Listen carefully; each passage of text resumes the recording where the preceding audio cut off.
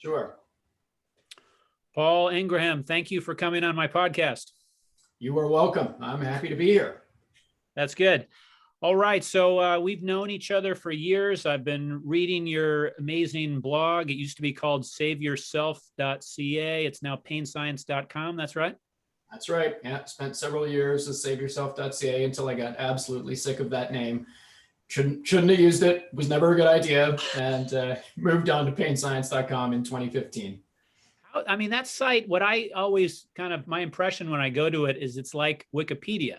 I mean, one of my impressions is how in the world have you managed to do so much high quality work on that site and get so much done? I mean, my site's got a measly bunch of articles on it compared to yours. How many articles do you have? It's the number doesn't actually impress me that much when I say it. It's somewhere in the neighborhood of 200. I actually just removed several crufty old articles from the site in the last little while. I think it was 233 when I started, and now it's 190 or something.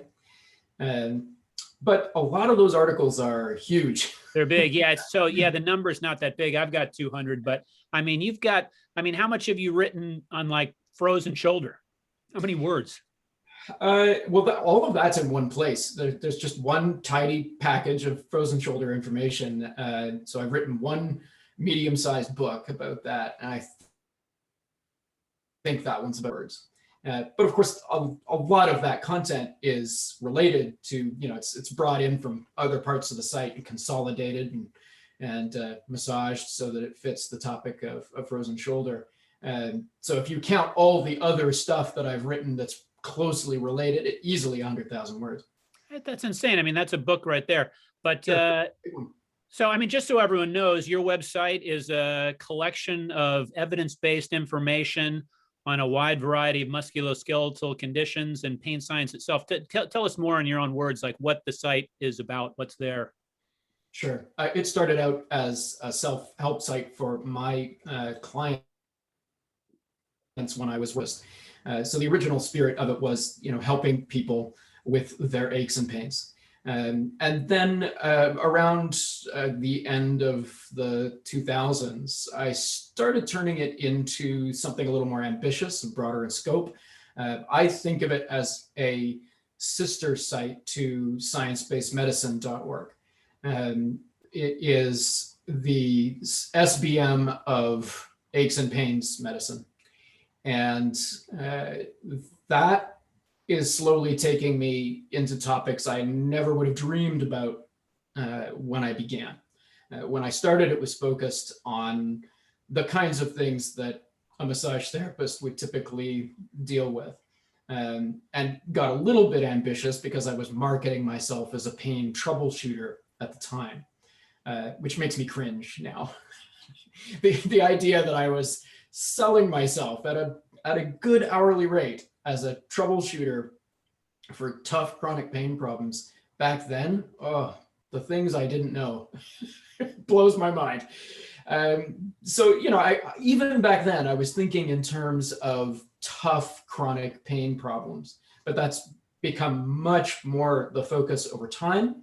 And in the last few years, especially as I have become a chronic pain patient, I have started to look at any kind of tough chronic pain problem, not just the pseudo-mechanical, the musculoskeletal. Used to be mostly about physical things, body problems, injuries, rehab. Now I'm getting into more complex and messy and fascinating and bizarre topics like fibromyalgia, for instance. Yeah. So, I mean, I see this basic trajectory here where you used to be a massage therapist. You were helping people deal with chronic pain as a massage therapist. And at the time, your understanding, your belief was that you have a relatively good ability to figure out why someone hurts and to help them. And as you studied it more and more and more, this just became a larger and larger rabbit hole. And as you learn more and more science, you kind of become aware of what you don't know, and that leads to more exploration. And then after a little while, you've got a website with like 1 million words on it about this and less confidence. So you've learned 1 million things. Yeah. But one of the things you've learned is that it's really, really, really hard to solve problems related to pain, as in diagnosing this is why something hurts and this is exactly what you need to do to fix it. Yeah, which is why I cringe now that I considered myself to be a pain troubleshooter back in the 2000s, because now I know that that's a really hard job and an extremely hard problem, one of the hardest problems there is. And at the bottom of every rabbit hole, there's another rabbit hole. I mean, Yeah. the idea of the rabbit hole doesn't even begin to cover it. I used to think of this subject matter as a niche. You know, this is tiny little slice of the world of medicine, and in a way, it is relative to everything else in medicine. It is only a small slice of that pie chart, but that slice contains multitudes. There's a cosmos of complexity in that tiny little slice. And it just goes on and on and on. And I'm still learning at an accelerated rate. In fact, it seems like I just keep picking up speed as my skills improve. The more I learn, the faster I learn more. And the faster I learn more, the more I learn that I still have to learn more faster. Yeah, absolutely. You know, when I go to your site and read, this is one of the things that I really appreciate about you is your willingness to admit places that you've been wrong. That's incredible. That's a high level of integrity. I really appreciate it. Your interest in continuing to learn. And I was recently there and looking at your most recent work on connections between medically unexplained symptoms and fibromyalgia and neuroinflammation and the way the immune system works with the nervous system. And I want to talk about that kind of in detail a little bit more later. But kind of what I'm interested in talking about now is your kind of personal trajectory, kind of moving along this, you know, kind of different way of thinking. Start us out with, you know, your first interest in science. Were you always interested in science as a kid? Were you a science fiction guy? Carl Sagan? How did that start? I was not interested in science. I thought it was icky. I avoided it in high school. It seemed hard, and I could easily excel in the humanities. So I could get A pluses in high school as long as I avoided science classes. So I did. I avoided science classes.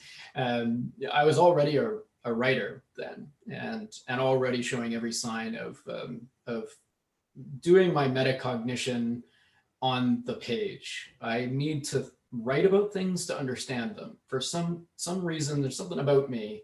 An idea isn't real until I've rephrased it 7 times. So I'm a natural writer, but I hated science. And, you know, I was one of those people who thought math was boring. And I don't know that I actually thought science was boring. I think I just thought it was hard. It was too hard. And I wasn't interested in hard for some reason back then. Whereas now I'm like, yeah, give me hard stuff. I want to do the hard stuff because that's where, you know, that's where the action is. That's what's interesting in life. But I didn't have that attitude then, much to my regret. And I spent all of my 20s basically as a flaky new age magical thinker. I never met a crazy idea I didn't love, and desperately wanted the world to be full of psychics and visiting aliens. And I did read a lot of science fiction when I was a kid, but I was more of a fantasy fan. That was a better fit for me. It fit nicely with the magical thinking. Yeah. When I was a teenager, I actually believed that I had mind powers. Just recently on the Skeptic's Guide to the Universe podcast, they were talking by Steve Novella, right? Yeah, Steve Novella, also the leader of science-based medicine. And fantasy-prone personality, I think that's what they were talking about. That there's a phenotype out there. There's such a thing as people who experience imaginative ideas quite intensely, and they tend to be at the heart of every claim about psychic powers, or you basically find any ongoing debate, controversy about whether or not something fantastical is real or not. Somewhere at the heart of it, there's a fantasy-prone personality. And man, when I heard that, I thought that has got to be me, because I didn't just like crazy ideas when I was young. I dove into them and took them on, embraced them, and there was a very embarrassing period in my early teens when I was walking around this earth thinking that I was, some kind of young wizard or something. It was terrible. It's just amazing how different human beings can become from what they were. Well, yeah, this sounds like a superhero origin story. So what happens?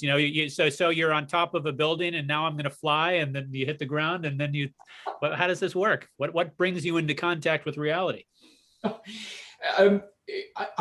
There was nothing predisposing me, obviously, to breaking free of this, but it happened while I was in massage therapy training, which, just for quick context for probably an international audience here, the massage therapy training I was doing was quite intensive. It was a 3-year, 3,000-hour program here in British Columbia, Canada, where at the time, not so much anymore, not as long in education now, but at the time there was a really strong push to medicalize massage therapy, legitimize it, bring it into the medical system. So higher training standards, higher certification standards. And I was in the middle of that when I read Carl Sagan's Demon Haunted World. And although it took years to turn around, that is absolutely the specific event that started the change. I was so pissed off at Carl. I liked Carl. I remembered Cosmos fondly from when I was young. And but I was just so upset by the things that I read in that book, but I couldn't put it down. And then I read it again. As soon as I was done, I went right back at the beginning and started over, and got a little less huffy and started to think. And the journey towards skepticism had begun. And within, it was fast in the scale of my life, but I think it took at least 3 more years before I had actually started to get any kind of good at critical analysis. I remember in my first, so I read maybe Demon Haunted World in 98, I think. And by 2001, 2002, my first couple of years in practice, I can remember talking skeptically to my clients and raising my eyebrows at the claims that we were discussing. So it had begun, but it was many, many years yet before I really embraced skepticism and critical analysis. How'd that go, talking with the clients? I mean, clients come into you for massage. Not all of them want to hear, this evidence-based, skeptical-minded type of an attitude from their practitioner. And also there's kind of like an early convert enthusiasm people tend to have for skepticism when they first get it, which is kind of unappealing until it's toned down a little. So how did this first go when you're kind of like dealing with, being skeptical with your clients? Well, I was cushioned by the fact that I wasn't really a skeptic yet. My no zealot like a convert phase probably didn't come until 2007 and 8. And we'll get there because reasons that we'll get to. But in that early phase, I was still doing Qigong. I was teaching Tai Chi and Qigong on the beach. I was still very, very, I had my Flake membership card and all the credibility of that, talking about these things. So I don't think clients felt too threatened. But most importantly is I just never, at the beginning, at the end, at no time did I ever, quote unquote, debunk in the treatment room. I think it was just always obvious to me. I had the emotional IQ to see that wasn't going to fly. So I had a very strict policy that, I talk very diplomatically about these things when asked. Simple as that. So if a client says, what do you think of posturology? What do you think of spinal adjustment? Step 1, what do you think? Tell me what you think. Let's start there. And then carefully, gradually talk about my doubts and my questions and ask questions. Lots of jacking off, just asking questions. So that was you were into stuff like, like you said, the qigong, some self-improvement stuff, yeah, so maybe some wisdom tradition stuff. I was into a lot of that stuff as well. yeah. And my contact with a much more common evidence-based and skeptical mindset about that kind of thing was not so much to say, oh, these practices aren't worth that much, but to say, they're good, but I just have a different way of understanding them. I can speak the language of yoga. I can speak the language of martial arts because I've been there a little bit. I can speak the scientific language as well. And I can kind of translate back and forth between them and kind of like, pick the diamond from the dunghill, or, kind of like avoid the stuff that's not helpful from those traditions, but still take advantage of stuff that is helpful. How much are you still, kind of practicing some of the kind of self-improvement or health practices that you started with, in one form or another? If you stretch that, in one form or another far enough, you could say that I'm still doing quite a bit of it. But I've certainly gotten more, mainstream and boring in my approach to health and fitness and wellness. And probably the closest thing I do to anything that anyone would consider flaky is meditation. And I don't really think of it as meditation, although it meets the definition. And I don't do it very successfully, and I don't do it very often, but I still go through phases where I do that, where I do deliberate, conscious breathing exercises and so on. But mostly I've become more of a jock. I really love sports now. Well, I love one sport. I love ultimate. Who are we kidding? I'm not a general jock. I am an ultimate frisbee player. But you're an accomplished frisbee player. Yes, I am. I can throw a frisbee really, really well. and I'm still fast despite all my problems. Really? I'm pretty quick despite everything. Excellent. So I love that sport, and everything I do, with my health and my fitness is in service of chasing plastic. That's, that's all what it comes down to. Can I get to that disc faster? That's yeah, to me, that's the bottom line. When I see people that are really, because I'm about chasing balls, to me, it's all, it's like, I'm like a dog. It's like, I can't be made to run unless I'm chasing a ball. And when I see people that are like really fast runners, they're like, I ran a marathon and this fast, or I can run a 5K. I'm like, that would be really useful for soccer. Yeah. Why would you want to do it if you're not chasing a ball? I can chase some great ball doing that. Just yesterday, I attempted one of my fastest runs ever, and it was specifically inspired by a tweet from Greg Lehman recently about a new speed walking record. You saw this, yeah? I don't like that speed walking stuff. Those guys aren't really walking; they're running. It's hard for me to believe they can run that fast or walk that fast. I can't run that. I don't want to believe it. I can't do it. I couldn't do it. That lady was going 4 minutes per kilometer. That's faster than my best day. And yesterday I went out and tried to get close to it. I knew I wouldn't be able to match it, but I tried to get close to it. I couldn't do it. I could not sustain 5 minutes per kilometer for more than a couple of minutes. And she did 4 minutes per kilometer for 20 kilometers. That's impossible to understand. It is. It's genuinely difficult. So I'm really enthusiastic about my my fitness as much as my health problems will allow these days. So there are not many vestiges left of the qigong, tai chi, martial arts doing guy that I was back in the early 2000s. Well, let's talk about your involvement in the skeptic community, because you weren't just someone that was kind of reading a few skeptic books. You started communicating with people online, and this eventually, I think, led you in the direction of working for that science-based medicine blog headed up by Steve Novella, who's one of the leading skeptics in the country, and just kind of a hero of mine in terms of his broad-ranging intelligence and his integrity and his ability to talk about why it's important for us to believe in things that are actually true. Tell us, how did you get involved in the actual community? What was that like? Yeah, I mean, it all happened very quickly and for a very specific reason. I met Steve Novella at a party at a skeptics conference in 2008, I think, and I was there recruiting help of that community because I was in a weird kind of trouble, and I needed allies, and skeptics appeared to be my natural allies. So I met Steve. Can you tell us about the trouble? Oh yeah. I'll circle back to that.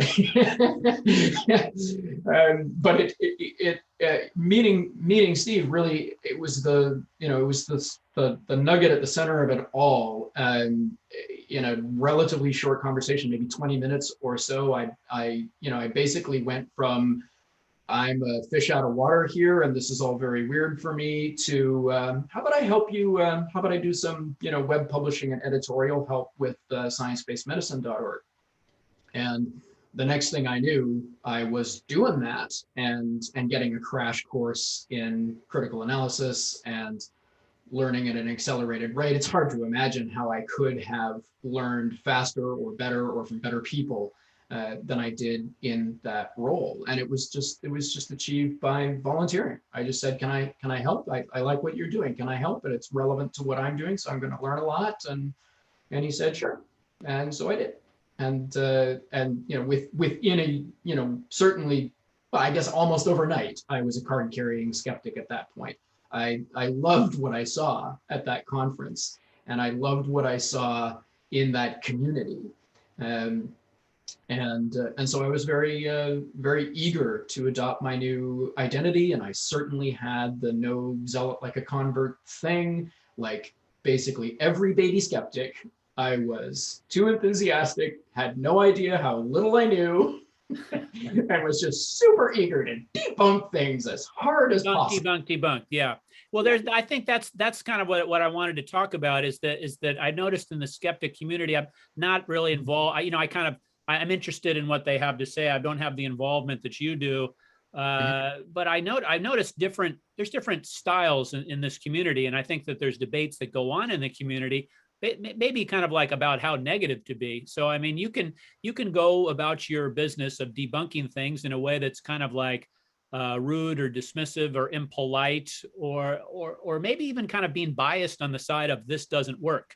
Mm-hmm. Or you can do it in a way that's much more kind of polite and, big tent and not trying to offend anybody. And, even within your SBM group, you have some of the people there, like Novella is extremely polite and doesn't really offend anyone with his debunking, although it did get him sued. We'll talk about that in a minute. Oh, he's found some people who are offended by his work. No one's going to get offended. And then there's some people that just that are more like, this is all nonsense. This is the people that believe this are dumb. But talk about your experience kind of navigating these different approaches to skepticism. Yeah, sure. And maybe this would be a good time to go back and explain, why was I asking skeptics for help? Yeah, exactly. It's important context. So let's go there. And probably a lot of people watching this, listening to this, know this story to one degree or another. So I won't go into excruciating detail or anything, but I got hassled by my professional regulator here in BC, which appeared to be a collaborative effort inspired by complaints from chiropractors who were very unhappy with things that I was saying about chiropractic on my website at the time. So I was the regulator here in BC. That's the organization that granted my license to practice massage therapy. Became concerned and started an investigation into my professionalism. And this was, basically a direct response to me saying mean things about common pseudoscientific beliefs and practices. Well, it wasn't just mean things. You were providing an evidence-based critique of some of the claims made by chiropractors. Yes. It wasn't just you went and said a bunch of mean stuff. It was like, this is vital information that the public needs to know. Yeah. Now, mean is sarcastic. There are scare quotes around my mean. I was pretty sassy back then, but even then, sassiness shouldn't be illegal. Sassy is not. It should not be a problem. And really, in retrospect, not even in retrospect, how I said it at the time, this is just not that it's not that saucy, right? I mean, there's nothing very harsh here. And in fact, always one of the great ironies is that, that one of the passages that had upset some chiropractors, most intensely, in that very same passage, I talk about liking chiropractic adjustment and seeking it out for myself, of actually embracing it and enjoying it and finding it useful at times. But they didn't like my tone. And so this investigation began, and it did not blow over. It could easily have been just a little kerfuffle and, a few sternly worded letters, and that might have been it. But it didn't blow over. It became a big thing, and it kept going. And I needed to recruit allies. I felt extremely threatened. It felt like my career was at stake, and my reputation was at stake. It was a really big deal at the time. Long blown over now, but at the time it was extremely stressful. And but I mean, it tells you that what's out there. The threat is there, and it's going to affect your future behavior. Yeah, and it was a template. It was hardly the last time that I was to be harassed and hassled by people who were upset by the things that I was writing as politely as I possibly could, and so I recruited help. And it was, I think part of the reason that I embraced skepticism as hard as I did, I really was just all the planets were aligned for it. There's an ironic metaphor to use. I was so ready for that. It suited me in every possible way, including that I needed help with a clear and present danger in my life, and that community was ideally suited to do so. And one of the first people that I met at a local skeptical meeting here in Vancouver, my buddy Dr. Rob Tarswell, I think we talked for about 5 minutes before he said, "Sounds like you could use some help from someone with a bunch of credentials." And he delivered. I mean, it was amazing how generous and how competent these people seemed to me, and their aid was invaluable to me at the time. And so I just dove in and was very excited to become a skeptic and discover that world. And that lasted for about 2 years. And then I think probably two things changed. And zoom ahead several years, I certainly still consider myself a skeptic, but not really a member of the community, not a card-carrying skeptic anymore. Yeah, you certainly believe that it's important to critically analyze medical claims, and that those claims should be held to standards of evidence, and that we should look to science for the truth. But you're not necessarily involving yourself in communities that call themselves skeptics. Yeah. Yeah. And in fact, it's not just benign neglect. I actively removed myself. The first thing that happened was the skeptical community itself suffered a crisis. Elevator gate is the key word for anyone who wants to look up what I'm talking about. But basically, it was revealed that an awful lot of people in the skeptics community were misogynists, and more broadly speaking, it became very clear, very nastily clear, that this community, like all tribes, like all communities, was fragmented and had a diversity of people in it, and they did not all get along, and it really took the shine off hard. That was a rough time for the skeptical community. Another pivotal moment was Phil Plait, the Bad Astronomers' "Don't Be a Dick" speech at a skeptical conference, which I loved. And to me, it was just pure good sense. It was pragmatic, decent message that he was putting out. And yet that was an incredibly controversial speech. The idea of not being a dick was somehow really difficult for a lot of skeptics to swallow, which tells you something about that community.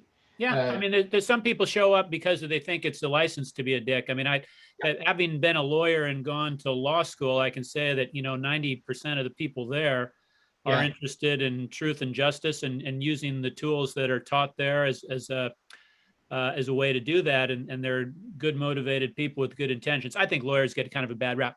But if you are the kind of person that wants to beat up people with a bunch of legal rules and arguments, and have kind of a shield to hide behind and say, I'm just being a lawyer, you're going to go to law school. And so it does attract a small percentage of bad actors who are going to abuse their privileges to use kind of legal arguments and legal techniques to just be a dick, just because they kind of want to be a dick.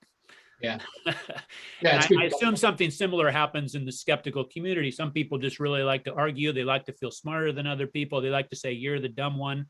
And those people are overrepresented in skeptical communities. Yep, absolutely. And so the next thing that happened was I started interacting with an awful lot of what I would now describe as amateur skeptics. And the fatal flaw in the skeptical community, there are a lot of people who love to criticize the skeptical community. Well, here's how. Here's what you need to know.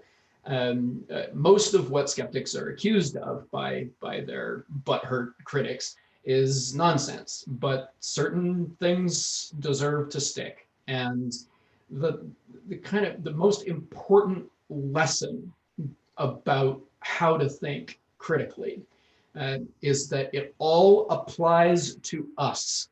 It applies to the critical thinker. We are absolutely vulnerable to the same cognitive distortions, biases, thinking errors as the people we are debunking. So there is a serious, chronic, fatal flaw amongst amateur skeptics, not recognizing that they are also guilty of biases and thinking errors all the time. And there's no sure way of identifying someone who only has a toe in the world of skepticism, and that is their overconfidence. They think they know more about how to think than they actually do. And I've seen a lot of this over the last decade, and it has directly resulted in me slowly, politely backing away. I still very much consider myself a skeptic and a critical thinker, but I don't really have much interest in being labeled that way or participating in the community. Although I have to say, blessed with an unusually progressive and cool group of local skeptics. I don't have to worry about running into the bad skeptics here in Vancouver for some reason. Just lucked out. Some really great people in the community here. And I often regret that I don't get to see them more often. But in general, kind of done with being a capital S skeptic. I just want to understand things. Well, I loved what you said about all the rules of skepticism apply to skeptics, and the failure of a lot of people to realize that all the biases they're learning about are also ever present within themselves and need to be constantly examined. And this is something that I love so much about your work on your websites. I've seen lots of articles from you. I got it wrong. I got it wrong. What can you kind of like take us through some of the biggest things you've changed your mind? It's probably a long list, but what are some of the big things you've changed your mind about, maybe more recently in the past 5 years? I mean, there'd be a huge list of things that you changed your mind about since you were a massage therapist, but only in the last few years. What are things that you kind of got wrong and now change your mind about? Yeah. Well, the Whopper, the big one, and it's a really hairy topic, and it could take over the podcast if we're not careful. But I started out as what a skeptic would call a true believer in trigger points, and now I have a much more nuanced position about it. I did not flip to the polar opposite. I didn't become a trigger point skeptic, in the sense that I don't dismiss the idea or the topic as useless today, but I certainly went through a major transition, where an enormous amount of my work was um, uh, built on the foundation of belief in these little sore spots as being, extremely clinically important. It defined my career as a massage therapist. I think it's fair to say that I've never gotten anything more wrong in my whole life. Um, I spent years way too convinced of my own knowledge about trigger points and why they mattered and what to do about them, and completely, changed that over the course of about 5 years, from 2010 to 2015 or so. And it's stabilized over the last few years, where I now have this very complicated, nuanced fence sitting position about it. But really, really different from where I was 10 years ago. So that's a really big one. And then the other one is probably, an important honorable mention is I always paid lip service to, pain is complicated, but I didn't actually get it until surprisingly recently. It probably wasn't until about 2015 that it became a little bit of a mantra that pain isn't just complicated and multifactorial. That is a critical feature to understand about it, that there are many, many paths to hurting, and a lot of them are obscure. And we see a really strong example of the idea of different people holding on to different parts of the elephant and identifying it. Lots of experts, lots of people with a lot of knowledge have learned about 1 to 3 particularly interesting paths to pain, and then they stopped. And they're hugging that elephant leg and saying, this is the pain elephant. And almost no one seems to have an appreciation for how many things like that there are, how many legs this damn elephant has. Which I realize, as I'm saying, it sounds a little arrogant, like, oh, I'm the special guy who does get it. Only I have fully. Only I have mastered the game. I think a lot of people understand that it's terribly complex. What I'm trying to say is that even when you know that, you can still underestimate how many bloody different ways there are to end up in pain. And most experts tend to be focused on only one corner of those possibilities. And so I went through a transition from, really appreciating pain, from oversimplifying it to appreciating it as almost always the tip of an iceberg of interacting factors. And almost fractally too, almost fractally. So no matter how narrow you put your microscope, let's say you just want to talk about something that seems kind of reflexively simple, like nociception. How does nociception happen? That's when the nerves sense, that something's bad's happening, and they relay a signal, but then you put your microscope on that and you go, oh my God, there's a whole city, there's a whole world of activity happening at this microscopic level. And you could do a PhD on that and not know all of it. And so you can see why there's not too many people that have vast knowledge about every different part of this elephant. Yeah. And I'm collecting elephant legs. I very much see that as my job now. Is I just, once I started realizing, like, I went through a phase where, I would discover something cool about how pain works, and I'd hug that elephant leg and I'd be like, this is it. This is how pain works. And then 6 months later, I'd be like, is that another elephant leg over there? Shit. And now, at some point, I went to transition. Okay, now I'm just on an elephant leg hunt. I'm looking for all of these pillars of the world of pain, as many as I can find, and I just keep finding them. Oh, look, there's another one. Oh, look, there's another thing that I had no idea that pathology could do that, could lead to that, could end up, causing someone significant, hard to diagnose pain. There's always another one.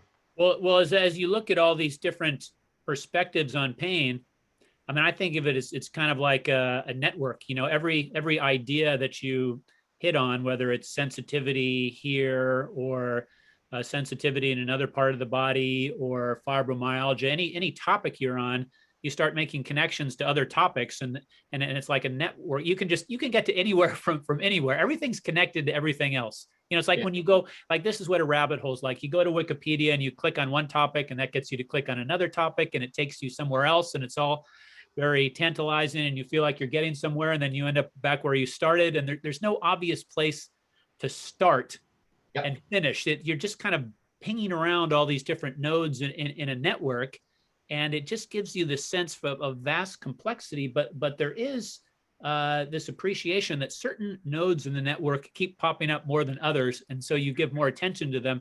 And one of them is the role of the immune system in inflammation. I know that this is something that you keep talking about. Yep. That's an open question. Yeah. Want to talk about it? Let's talk a little bit about it. I mean, I know that both of us have got kind of an interest in neuroinflammation. Tell us just kind of a little kind of a sketch about what you're starting to learn about it and why you're interested in it, and feel free to connect that up with whatever kind of chronic pain problems you've been having recently. Sure. Yeah. And that's, that's funny how pain can motivate you to learn about pain. I have become a chronic pain patient in the last 5 years, and I have some, non-trivial ongoing issues with weird chronic illness. I'm nowhere near as bad off as some people that I know with unexplained and undiagnosed illness, but I'm also worse off than a lot of people. It's bad enough that I've done a lot of soul searching, and I've transitioned from I need to research this for my readers to I need to research this for me. And one of the strongest connections between the world of unexplained illness and pain is sensitization. There's a connection there. They overlap to a significant degree, and at some point I got quite interested in one of the mechanisms for this, maybe the mechanism for it, although it's probably not the only one. There's never only one. Neuroinflammation is a very curious mechanism for causing us significant distress when we are sick or hurt. And what I knew about this before, the only thing that I really knew about this before was I had been fascinated by the idea that most of our symptoms when we have a cold are caused not by the virus itself, but by our immune system's reaction to it. And that's quite true. It's surprising the degree to which the symptoms are dominated by immune system reaction. From there, I extrapolated to discover that that's a general principle for lots of illness. And then it was a bit of a mind blow. Can we pause on that for just a second? This is my understanding of this. Tell me an example of my understanding of what you're saying, and tell me if it's the same as yours. You get a cold, you get a virus, your immune system goes to work. The immune system takes a lot of energy to get the work done, and you feel tired.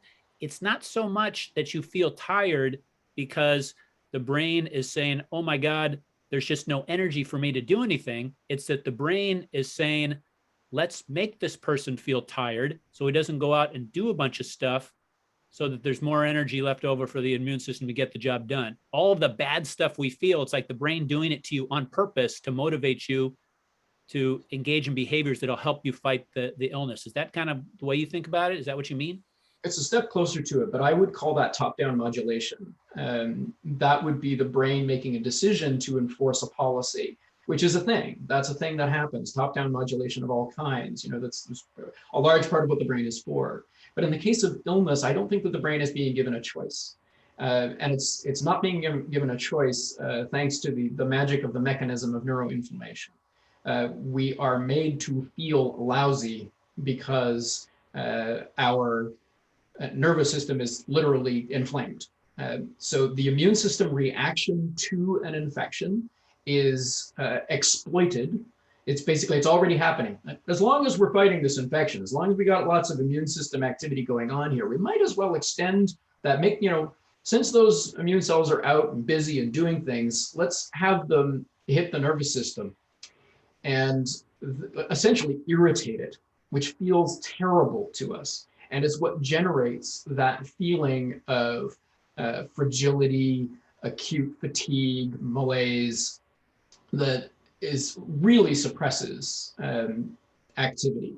We don't want to do anything when we feel like that.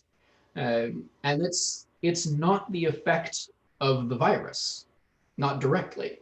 It is a very deep system in all animals to encourage, shall we say, limited behavior, to keep us down while we need to heal. It's called sickness behavior. Yeah, sickness behavior is the label given to this. So one of my mind-blowing moments was the realization that this happens when we're injured as well as when we're sick.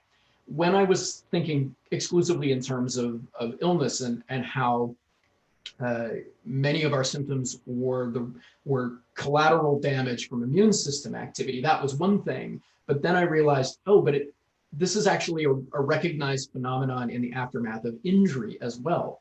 We get neuroinflamed after any major physical trauma. And my first personal experience of that was with my wife's exhaustion in the aftermath of her really serious accident in 2010. When we first came back to Vancouver, she had been injured in Asia, and we spent a month in a hospital in Thailand while she was recovering from badly smashed head and spine and pelvis and arm. When we first got back, the first doctor that we saw here in Vancouver said, you are going to be exhausted for a long time. This is a thing. When people are badly injured, there's a lot of fatigue. And you could just interpret that as, it takes a lot of energy to recover, to heal. But it's more than that. It's more profound than that. It's that the animals actually use their immune systems as a method of irritating the nervous system into feeling lousy and forcing rest and recovery. And so that results in a suite of generalized, non-specific symptoms that crop up in response to almost any significant challenge to the body. So when I first was thinking about sickness symptoms are the immune system reaction, it was just, like we produce a lot of mucus to get rid of, virus. That's true, that does cause a symptom, but it goes deeper than that. The activity of the immune system while we're sick is also deliberately, by quote unquote design, suppressing activity at the same time, making us more sensitive. And there's the connection to pain. There's almost certainly an overlap between the concept of sensitization and sickness behavior.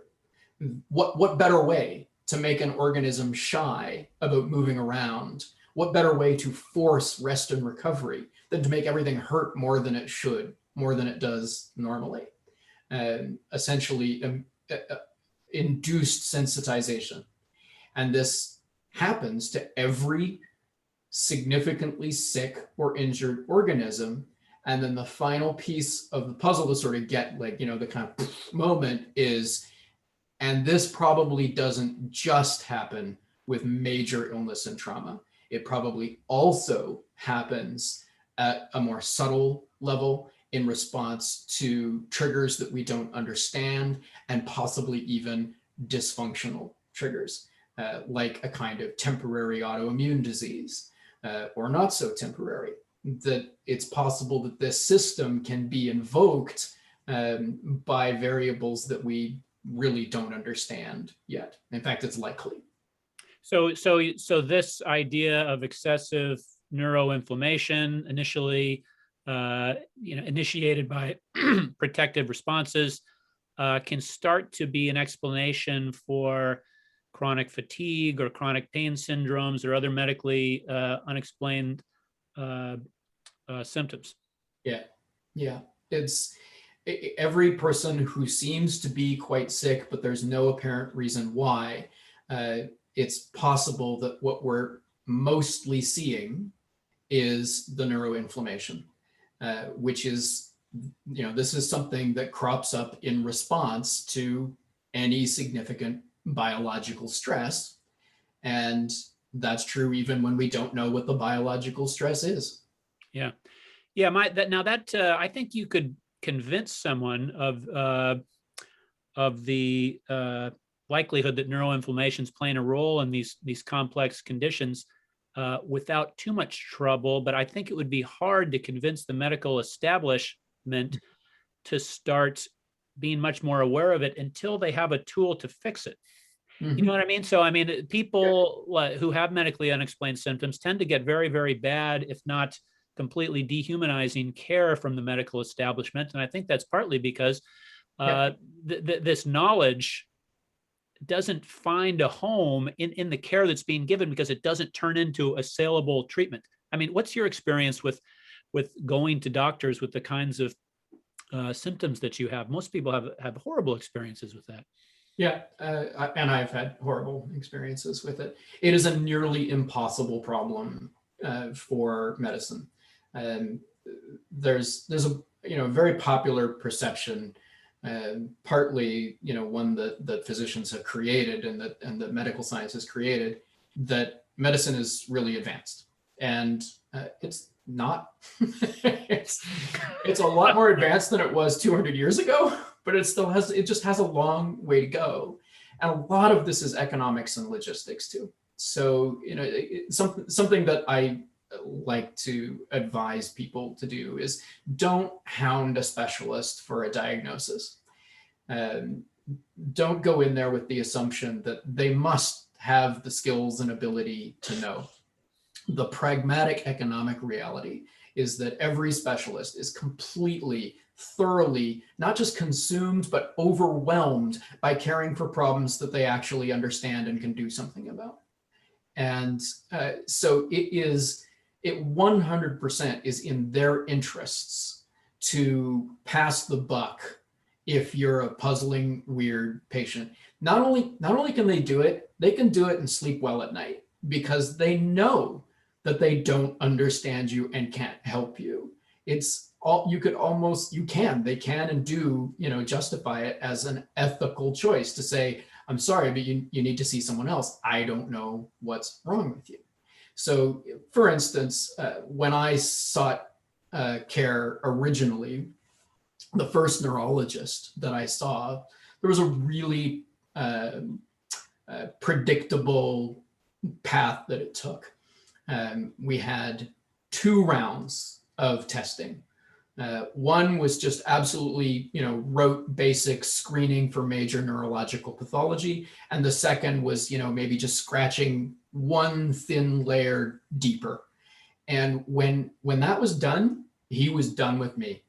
I mean, there was no way in hell he was going any further. It was so obvious that, I just wandered out of his scope of practice. He had, a lineup of people with multiple sclerosis and Lou Gehrig's disease, and what is a specialist to do?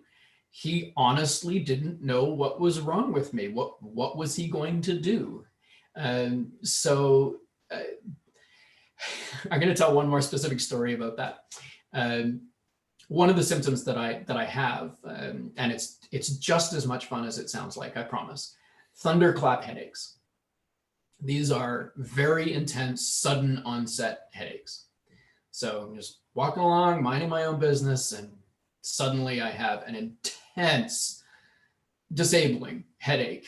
It passes relatively quickly, within minutes, but we're talking about severe pain, drops me to my knees. And thunderclap headaches have a lot of possible causes. Talk about multifactorial. There was a paper which I happened to read just before seeing my neurologist that outlined, I can't remember the exact number, but it's something like 120 documented different causes of thunderclap headache. And I took my thunderclap headaches to the neurologist, and the neurologist said, well, there's no sign of a subarachnoid bleed, so therefore you're fine. That's the only cause of thunderclap headaches. And I'm sitting there across the only cause he can do something about and get paid. Well, a bunch of the others are treatable too. Not all of them, but many. And I've always thought that was a good symbol of what this challenge is all about. You know, this was a guy I thought he's probably a genuinely good neurologist. And if I had Parkinson's disease, I would want to see him. I bet he knows way more about it than I do. But I had just read this paper about dozens of possible causes of thunderclap headache, about half of which are ominous. And he's sitting there telling me, well, there's only one cause and you don't have it, so you're fine. Yeah. Yeah. I shouldn't be too hard on the doctors who aren't able to solve these complex problems, because no one is. And you're right that the responsible thing is to say, I can't help you. But what kind of happens either to a lot of patients, either from individual doctors that aren't being that nice or the system collectively, is that people end up getting the message that you're just fine and it's all in your head, when there's every reason to believe that that is not true at all. Absolutely. And it's when they slip over into insinuating, bogus causes of your pain and suffering, that's a big fail. I had one, I think of maybe 5 specialists that I saw one, clearly drift into that territory, whereas the others were much more just like, I don't know what to do with, I don't know how to help you, and I'm busy. I got other people I can help. So, and I was okay with that. Frustrating for me personally, but I didn't hate them for it. But yeah, it can very easily slip over into very unfair and hasty judgments about the patient. And that is particularly powered by prejudices, by sexism and misogyny, by racism. It is far, far more likely, for instance, for a woman to be told that it's all in her head one way or another than it is for a man. As an excellent example, I was telling you before the call about a good friend of mine, a good old friend who's very blue collar. He's a middle-aged white guy with a serious unexplained health problem. None of his doctors went to psychiatry for a full year of investigating his problem. That guy was given every conceivable test before a doctor said, maybe you should talk to a psychiatrist, not because it's all in your head, but just to help you cope. And so he's incredibly frustrated by the inadequate care that he's received. And yet he went through a year of intensive investigation where every step of the way, the assumption was there's got to be something wrong with your body. There's no way a fine, upstanding, white, middle-aged male like you could possibly be bullshitting or crazy. There must be something wrong with you. We just have to find it. That was the attitude that he got, which is pretty much the polar opposite of what a identical human being who happened to be a female would have gotten. Yeah, women are more likely to have this whole huge cluster of complex problems: anxiety, depression, post-traumatic stress disorder, fibromyalgia, chronic pain, autoimmune disease. Mm-hmm. Yeah. They all run together. They seem to have a higher vulnerability to several of them. Yeah. So tell us about what are your plans for the future with the website, other forms of getting information out there, and interests? Well, right now I am working hard to clean up some old messes on the website. I always update. That's always been a feature of what I do, is that I maintain and improve the content. To an amazing extent, may I point out. I mean, as someone who has a blog and there's so many things on there that just languish for years, being misspelled and inaccurate and unchanged. I mean, the amount of upkeep you do on your blog is just staggering and impressive. You can go to one of Paul's articles and it'll say at the bottom, this was updated 5 times, most recently, like last week. Yeah, I really got focused on updates about 5 years ago. But the reality is I have even more to do. That when you produce this much content that is based on scientific information that expires, it is an epic chore to keep up with it all. And I mentioned earlier that I had deleted a bunch of old articles a while back. I've had a habit for years of lots of little updates. So I steadily rotate through small and medium-sized updates, constantly changing topics. And recently I realized that certain kinds of content maintenance, it just takes more focus. It's not enough to wake up one morning and say, okay, I got to put in a couple of hours on the muscle soreness article. Instead, I got to put in days. I got to get my head into it. I got to live in it for a long time and reboot the whole thing. And so that's a big focus right now. And I'm going to be busy with that for quite a while. So some major spring cleaning for painscience.com this year. The other big initiative is that I hope to continue to spread out into more general pain science topics. Pain science that's a big word, covers a lot of ground. And so I want to get away from the musculoskeletal corner of that and write more about topics like fibromyalgia, or, recent good example is I ventured into the topic of vaginismus, which is a really tricky topic for me to write about as a male. That is a woman's health issue that I knew nothing about until a couple of months ago. So I'm spreading out and hopefully trying to provide a wider variety of useful information for my readers. I think in the past, maybe some people arrived at the website and they're like, it says it's about pain science, but this is all basically tendonitis.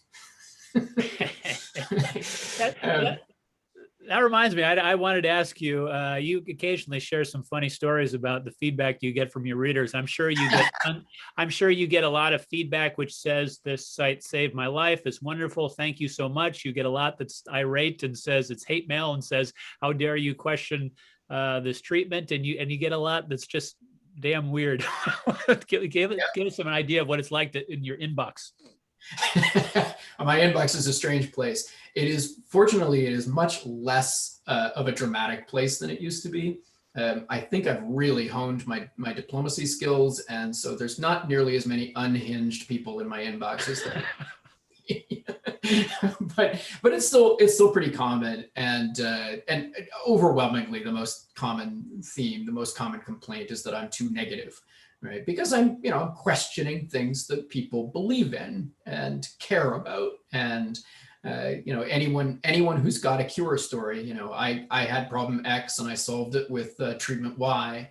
They are evangelists for that for the rest of their lives, all without an inkling of the wider world of this field. And so when they encounter